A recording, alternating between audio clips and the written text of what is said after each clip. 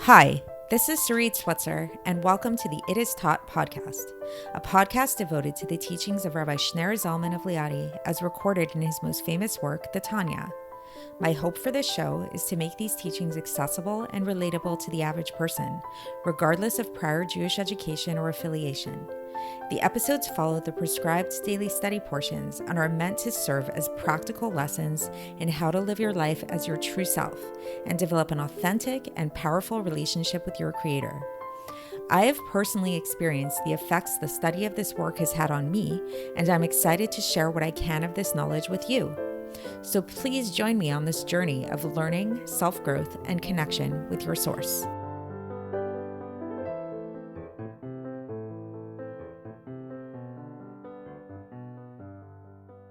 Hi, and welcome to the It Is Taught podcast. This is episode 305 for the 27th of Elul in a leap year.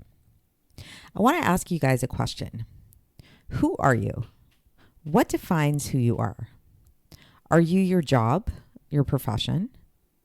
So some people get really annoyed by this. They don't like it when people kind of like equate them with their profession and kind of feel like it's like there's their professional life and then there's who they are. And they get annoyed by, you go to a party and the first thing somebody asks you is, what do you do? And people are like, why do you ask what I do? Why don't you want to know who I am?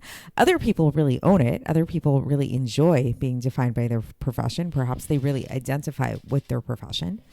But is your profession, is what you do for your work really, ultimately, does it really encapsulate the entirety of you? What about the other things that you do in your life, not limited to your profession? What about the friends that you have, the activities you enjoy doing, your hobbies, all of that stuff? Is that you? Well, what about the words that you speak? What about the conversations that you have, the connections that you have with other people that have nothing to do with physical activity so much, but it's more just about connection with others? Is that you? What about the part of you that has nothing to do with other people necessarily? What about you when you're alone in your room with your thoughts and you're just thinking on the inside and contemplating life? What about when you're not thinking? What about when you're sleeping? Is that you? Maybe that's the real you because it's not defined by any specific aspect of a certain activity or a conversation or something like that, right? So it's not a simple question. What are you? Who are you? Right? So as we'll learn today, just like for a human being, there are multiple layers is a way that we can think about it for defining who a person is. There's the external layers of how they manifest themselves to the world. And then there are the internal layers of how they manifest to themselves. This is similar to how God operates, lahavdil, because again, as we've mentioned several times, we were created in the image of God. So just like we have these different layers to ourselves, so too does God have different layers to himself. And in a general sense, we can divide these layers into two aspects. There's the external layers, and then there's the internal layers. In Hebrew, we call the external layers, or like the back side layers, as the chitzonim, the outward. Superficial could be another way to define it. And the inward layer we call the pnimius, the pnimim, which is related to the word face, panim in Hebrew. So that's what we're going to be learning about today. And we're specifically going to be learning about this in terms of one specific attribute of God, the attribute of Chochma. So just as a person as a whole, or God as a whole, lahavdil, has an external and internal aspect, so too when you look at each one of the particular traits of a person or of God, the way God manifests himself to us, each one of those traits has an internal aspect to it and an external aspect to it. For example, with a person, let's say if we wanted to talk about a person's wisdom. So a person might be really smart. They might have like a really, really high IQ, let's say, but you may never know that if they never speak. If you don't know them very well, you just see a picture of them, like you wouldn't necessarily know what their mental capacity is based just on a picture alone. Like that would be pretty presumptuous to guess that. But then when you see something that they invented or some project that they worked on or something like that that really displays their intellect, that's going to give you a manifestation. That's going to be the external manifestation of their intellect, right? However, for them, that external manifestation of their intellect is actually just a certain reflection of their intellect. It's like a manifestation of their intellect, but on the inside, it's a much deeper experience. Like if somebody were able to actually go in and like experience the person's mind itself who created that invention or that project, they would realize and recognize just how much smarter, how much deeper that person really is. And just it's like nothing compared to that little project that they worked on, that particular invention. Like the capacity is of what their intellect is capable of and what's going on the inside is much, much, much deeper, right? So we can all identify with this on a certain level, that it's like when we express ourselves to the world in some way, we're expressing a part of ourselves for sure. And we don't want to minimize that, the fact that we're expressing something very deep about ourselves, but the internal experience of who we are is much richer than any particular thing that we can manifest out into the world.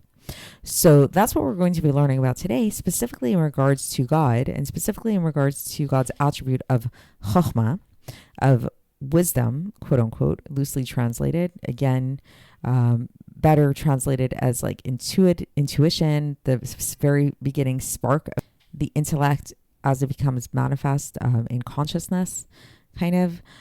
So let's get into the text and see how the Alter Rebbe explains this. So for context, we are in the middle of Epistle 19 in Iggeres HaKodesh, and we started out this epistle discussing this whole idea of Moses's prophecies, Moshe's prophecies, his prophetic abilities, and the Kabbalist, and contrasting those things. And we likened Moshe's prophecies to vision, while the Kabbalists were their understanding of the levels of godliness was likened more to hearing, which is more of like a kind of understanding kind of thing. And we talked about the idea of how Moshe's vision, while it was very strong, and really he was the strongest prophet that ever lived, the prophet that saw the most, nevertheless his vision was quite limited, and he was on the level of levels of godliness of what he was able to see and experience. When it came to the level of Chochma, of that divine wisdom, that first intellectual attribute, his experience of it was only on the level of achoraim, in a backhanded manner, in an external, superficial way. Whereas the Kabbalists were able to discuss this attribute of Chochma in a more internal way. They too were not able to experience it in a vision way because they didn't experience anything in a vision way. But for Moshe, who was a prophet and did experience godliness in a more visual, quote unquote, like a spiritually visual way, like in a visionary kind of way, even for Moshe Rabbeinu, he was only able to experience this level of Chochma in an external, superficial manner. So today we're going to talk about what that means exactly. What is the external aspect of Chochma, and how do we contrast that with the internal aspect of Chochma? So the Alter Rebbe begins, and he says that when we talk about this aspect of the Chochma, the godly Chochma that's vested within the 613 mitzvahs of the Torah, this is what we can reference as being the achoraim of Chochma. It's an aspect of the backside of Chochma. Achor means backside in Hebrew. So the 613 commandments of the Torah are what we know of as the backside of Chochma. So why? What does that mean? Because every aspect, when we talk about the achoraim of the spheros, what is the backside of the spheros? So every sphera has a front side and it has a backside to it. So the backside of the spheros is the external aspect of the spheros, and it's on a lower level than the sphera itself. Meaning, why is it on a lower level? This is the aspect of the sphera that can come down and that can flow outwards and influence the lower realms and the created beings in order to animate them. So in order to animate all of existence, which is what the spheros do, they need to have this lower, more external aspect to them, this backside to them. That is what influences the lower realms. By contrast, what is the front side, the face of the sphere? The face of the sphere is the sphere itself. And this is the aspect of the sphere that is really unified with its emanator, meaning with God, with utmost unity. So this is true for all the spheres. All the spheres have this backside and they have a front side. So for example, today we're talking about the sphere of Chochma. So the sphere of Chochma, the front side of the sphere of Chochma is totally unified with its emanator, with utmost unity, because as we explained, God and his Chochma are one, right? And that which extends outwards from his Chochma down here into the lower realms, we're all limited here, right? And we're finite beings. We have finitude, limitations, all of that stuff. When God's Chochma comes down here and becomes vested within all of these limited things, which is how the whole world is in existence, this is what's called the Achoraim. This is the backside of the sphere of Chochma. And another way to refer to this, so there's a lot of like synonyms here, like it's different ways of describing these different terms, these different levels. So another way to think of the Achoraim of Chochma is we can think of it as being the Asiya of Atzilus. So just to kind of map that out, again and again, this is where it can sound really confusing when we use these terms, these Kabbalistic terms, and they're used in a very relativistic way. So if you recall, when we talked about the different types of worlds, there are 4 general spiritual worlds. The most highest of all of them is Atzilus. Next, below that is Bria. Then you have Yetzirah. And then the lowest of all the worlds is Asiya. But now found within each one of these worlds, you have the aspects of all the worlds within each world. So within Atzilus, you can say that there's the Atzilus of Atzilus, there's the Bria of Atzilus, the Yetzirah of Atzilus, and the Asiya of Atzilus, which is the lowest aspect of Atzilus. So in this case, what we're saying here is we're saying that the backside of Chochma can also be understood as being the Asiya of Atzilus, because it's like the lowest aspect of Atzilus. This is where the Chochma is becoming manifest to the realms below it. And the Alter Rebbe says that we can come to understand this also, just like when we think about a person who has a soul, and within a person's soul, a soul is actually composed of 5 different levels, each one from above to below. So what are the 5 levels of the soul? Just to kind of give that review. So there's the Chida, that's the highest one. Then there's the Chaya. Then we have the Neshama, then the Ruach, and then the Nefesh. Those are the 5 levels of the soul. And in a general way, the way that we can think about these 5 levels of the soul and what they correspond to. So we have the first 2, the highest levels of the soul, the Yechida and the Chaya. These are a little bit more like they're not vested within the body itself. They're kind of like hovering outside of the body. So there's something a little bit more esoteric about them. And so those aspects of the soul, those correspond to the more essential soul attributes, which are the seichel and the midos, the intellect and the emotions, the emotive attributes, where the yechida corresponds to the intellect, and then the midos corresponds to the emotive attributes. Then the 3 lower levels of the soul, the neshama, ruach, and nefesh, these correspond to the vestments of the soul, the garments of the soul that the soul uses to vest itself here in this body. And to be specific, what they correspond to is the neshama corresponds to the machshava, the thought, the thinking faculty of the soul, the thinking garment of the soul. The ruach corresponds to dibur, to speech, the speaking aspect of the soul, that which allows us to speak. And then the nefesh corresponds to maaseh, to action. That's what allows us to act in the world, to do things in the world in a physical sense. And this level of action, this level of maaseh, is the lowest of all of them. So what does this mean that it's the lowest of all of them? Well, so that when we think about the life force that extends out from the soul, and the life force that extends out from the soul becomes vested in each one of these soul powers that we've been describing, whether it's the intellect, the emotions, the thought, the speech, the action, all of that. And the life force of the vitality of the soul that's vested within this faculty of action, this power of action, is like nothing compared to the vitality that spreads forth that is vested within the power of speech. So on a simple level, what that means is that like when a person is doing something, let's say you're picking up a cup of water and you're drinking the water or whatever, it's like that is like, when we're going back to the discussion of who are you, is like, are you a person who drinks water?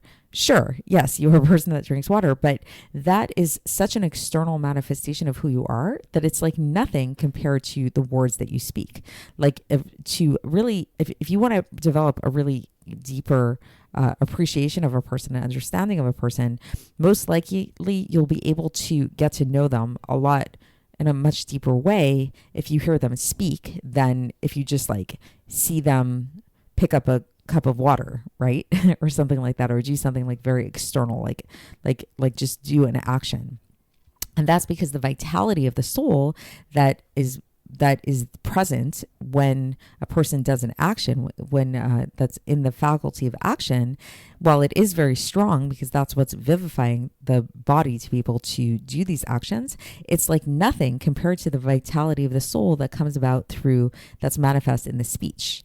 And the vitality of the soul that's present and manifest in a person speaking in the faculty of speech is like nothing compared to the vitality of the soul that is vested within thought and within the emotive attributes of the soul and in the intellect of the soul, right? So just again, going back to that. So it's like, sure, when you hear somebody speak, that might give you a deeper insight into who they are versus if you just see them doing a certain action. But even their speech is somewhat like, it's lacking in terms of really the profundity of who they are. A person on a certain level, the vitality of who they are is much more intense when we think about their thought and when we think about their essential makeup, the essential makeup of like what are their emotive attributes, what's their personality, what is their IQ, what's their intellect, what's their intellectual capacities, what's their creativity, how creative are they, all that stuff that's going on the inside. That's where the vitality is going to be a lot stronger in terms of the soul vitality than merely the words that they speak and the action that they do. Those are more external manifestations. And so the Alter Rebbe concludes and he says that just like this, so that's a parable that we're using to understand this essential aspect of Chochma, of God's Chochma, and what comes down into the world here and becomes vested in the world here. So just to bring it all together, so just like we were describing basically before, that what we experience down here in the world can be thought of as being the Asiya of Atzilus, meaning that it's the lowest world within the general higher world of Atzilus. So it's like this world is kind of like God's faculty of Chochma, but as manifest in action. So it's like this world is a very external manifestation of, it's like that person who's drinking the water, right? It's as opposed to their inner thoughts and their inner wisdom that's going on. So that's it for today. And so just to bring it back to the question of who are you? So again, there's layers to who we are. There's layers to God's attributes, the way that God manifests us to the world. There's the external layers and there's the internal layers. And specifically we focus today on this one specific attribute of God, the attribute of Chochma, which is really the attribute that is responsible for keeping the world in existence and creating the world, something from nothing, and how there's an external aspect of Hashem's Chochma, and that is can be thought of as the actual vital flow that's here in this world. We also, in the very beginning, we connected it with the 613 mitzvahs, which is something that we're going to be talking about more next time. And and so that's it for today. And we will continue along these lines tomorrow. So stay tuned and I'll speak to you then. Thanks for listening to the It Is Taught podcast, hosted by Sarit Switzer.